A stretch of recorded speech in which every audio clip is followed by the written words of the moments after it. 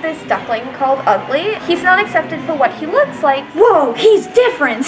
And he ends up wandering off. And he goes on this adventure meeting a bunch of different people, all trying to help him find his mom again. So in Honk, I'm playing Ugly. He was born really different in a place where like no one else looked like him. But different isn't naughty, different isn't bad. So why should being different make me sad?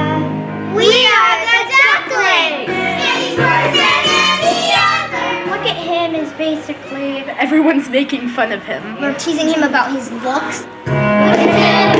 Look at me! Look at you! You look great! I was fair. Someone's gonna love ya. Warts and All is Ugly meets a frog. Basically, it's a frog trying to comfort Ugly. They play with their food. There's like this cat, but in this song, Ugly is like oblivious to the fact that the cat is trying to eat him.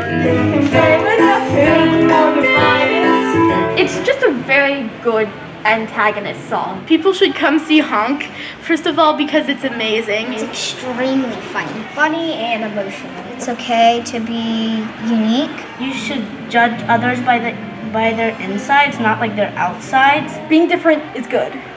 It's great, even. Come see Honk. Come